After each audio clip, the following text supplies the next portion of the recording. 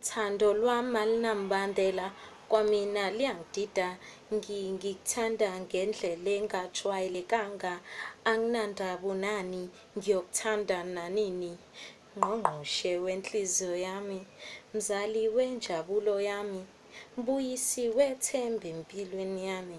Kuleli zwe lethu akekho ofana nawe, njengomdala enhlizweni yami angimboni ongalinganiswa nawe.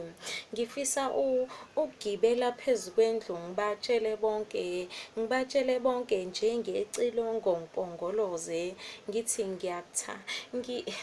ngifuna ukuthi ngiyathandaza umdala sikelele uthando lwethu kulokuhlanya. Ngifisi ngisho ukusinda kulesi sigulo, mina ngifisi ngisho ukulapheka ngoba ngiyayithanda indlela ongihlanyisa ngayo.